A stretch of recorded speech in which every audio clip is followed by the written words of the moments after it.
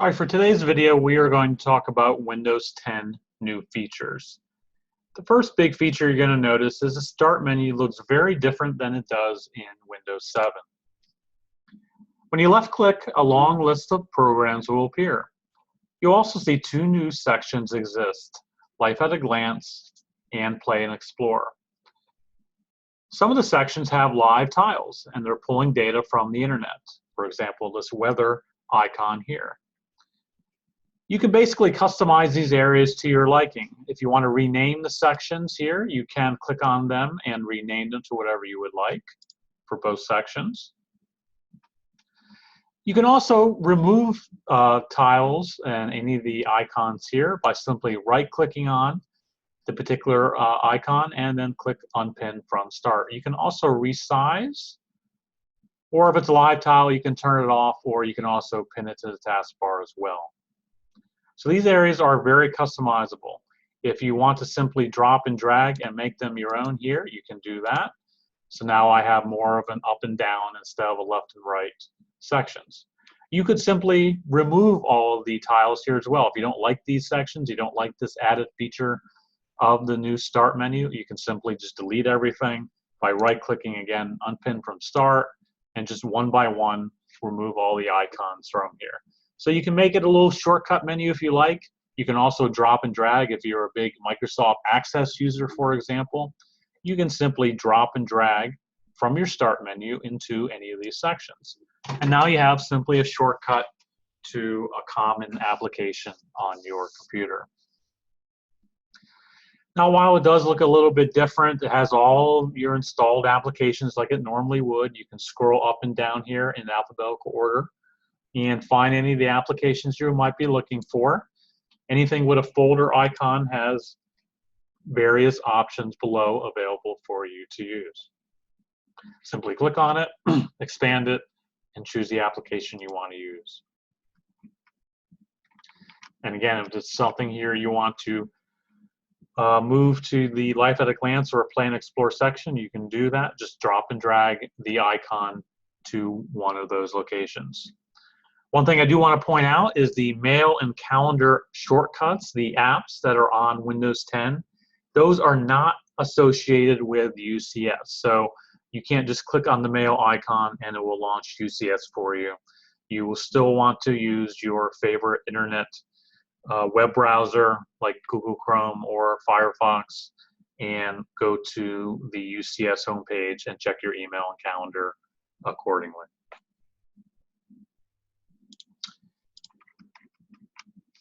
All right, one of the next nice new features is the option of the control panel. So also here in the Start menu are three buttons. The first two, the one here at the top and the one here at the bottom, have various power settings. You can shut down and restart your computer, sign out, so on and so forth. The middle button here, Settings, has a new look and feel. So if you click on that little Settings icon, that will open up a new Settings app that allows you to search or look at different sections that have been established to more easily find what you might be looking for on your machine. If you're used to the old control panel, the control panel is still available to you. If you right-click on your Start menu and select Control Panel, it will bring up the same options that were available before. But in the new Windows Settings app, you can quickly find what you're looking for through the search bar. So let's say you're looking for power and sleep settings or anything along those lines. You can simply do a search and find what you're looking for, and it will automatically go to that section. This is basically a nice cleaner look on an app that has a lot of common settings in there. Not every setting is available here, but most of them are. So you can basically find the setting you're looking for, your power options, your desktop, whatever you might be looking to change, any different features, your display options, so on and so forth. You can look for that in the new Settings app.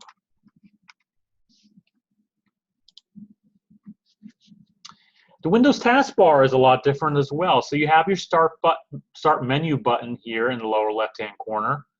And then what you're going to see, and this can vary by machine setup, but basically you have a search windows icon. If you click on it, it will bring up a search window where you can start looking for various options on your computer, application, so on and so forth.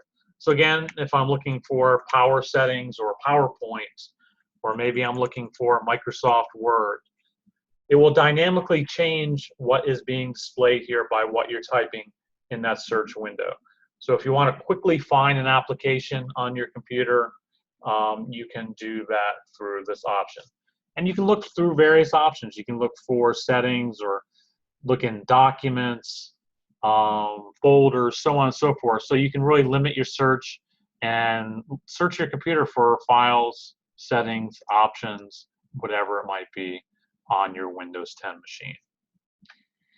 Now you can change the look of this as well if you want to right-click anywhere on the taskbar.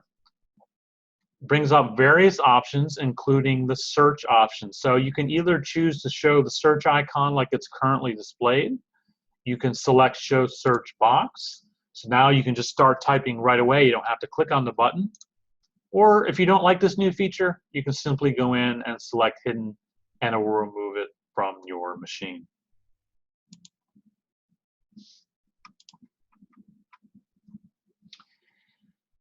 There's also another new button here called taskbar. So what does that do? Well, basically what the taskbar option will do on this Windows 10 machine is you can create what's called multiple or virtual desktops. Even if you don't have a second monitor, you can select this option and you can choose to create new desktops here in the lower right hand corner. So basically what you can do is have multiple desktops for various applications that you're running. So if you're a big multitasker and you want to have a desktop that has applications you're currently using here at the library, like workflows, on one screen, and then maybe you have a second desktop that has a whole bunch of other applications on it, you can simply do that through this task view option and create new desktops.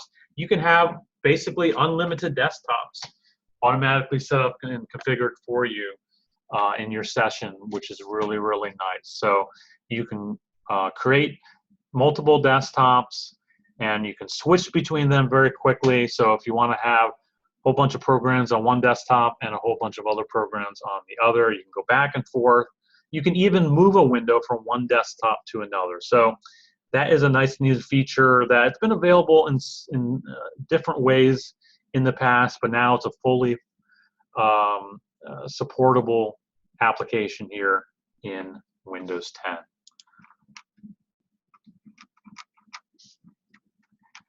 Another new thing that has changed a lot is Internet Explorer is no longer your default browser in Windows 10. It's still available. You kind of have to hunt to find to do a search for it. But the new browser here in Microsoft Windows 10 is called Microsoft Edge. Several ways to get to it. One of the ways you can scroll down here. You might find a shortcut up here that's already been established for you, or you can go to your Start menu and find it here as well. And when you click on that, it will be your new default browser in Windows. So any application that automatically launches a browser will launch Microsoft Edge by default. A note here is that Google Chrome and Firefox are still available, so if you use either one of those browsers, please continue to. But basically, Internet Explorer is, I think, beginning to be retired. They have Internet Explorer 11 only installed on the machine, and that might go away at some point in future versions of Windows 10. So Microsoft Edge is the new browser. It's standards compliant. It performs a lot better. It's a much cleaner interface that probably resembles more of what you might be used to with Firefox or even Chrome a little bit as well. A big new feature is also it no longer supports what's called ActiveX controls. So what does that mean? Well, basically all those Internet Explorer toolbars and browser plugins that you will have used in the past with Internet Explorer will no longer work. So again, it's much more standards compliant, and it will perform better and run faster than Internet Explorer did. And it will be more compatible with more websites, which again, Internet Explorer had a lot of issues toward the end of its life. One of the nice things too here at the libraries, a built-in feature of Microsoft Edge is there is a built-in e-reader software built into the browser. So if you want to go download books from what's called the Microsoft Store, which you do need to set up a Microsoft account to do that, but if you would like to do that and try that out, you do have a built-in e-reader built into Microsoft Edge. All right, one of the last features we're going to talk about is Windows Explorer has been renamed File Explorer. So if you right-click on your Start menu, one of the ways you can get there is by right-clicking and selecting File Explorer. So essentially, Windows Explorer has been renamed to File Explorer and now has a ribbon built in as well. So up here next to File, if you click on Home, you will now have a built-in ribbon similar to Microsoft Word or Microsoft Paint on your Windows machine. So that's a nice little neat new feature with File Explorer. Another thing you will notice as well is that very minor detail, but one to note, is now instead of My Computer being located there on the left-hand side, it will say this PC. Essentially just been renamed. No new features or anything been taken away, but basically they've just made a name change within File Explorer and renaming My Computer to this PC. So with File Explorer, now you have a ribbon built in and a couple name changes, but basically it works as it usually did in the past with Windows Explorer in Windows 7 and previous versions.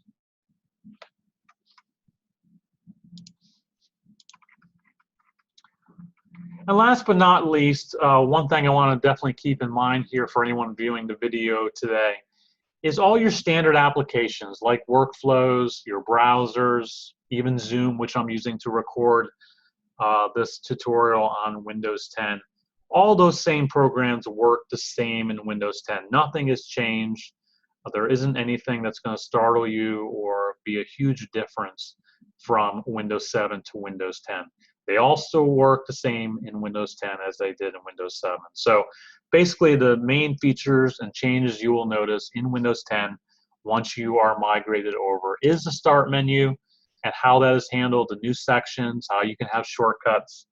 Your power options and logging out of your machine are new buttons now that are located here to the left of the Start menu. The taskbar has changed a little bit with a search option. You can do multiple desktops. And basically, Internet Explorer is gone, replaced by Microsoft Edge. Your new File Explorer has changed from Windows Explorer. And one thing I did not mention a little bit earlier is there is a new notification center here in the right-hand corner. So if you have updates for common programs or anything like that under new notifications, you can click on that and it will show you your status of your internet if you need to change from wired to wireless as well, and you can get to all your settings from here. And that is under the Action Center here in the notification section in the lower right-hand corner of your taskbar. So try it out. We have Windows 10 installed here. If you're up at University Park, you can try it out here in the training room.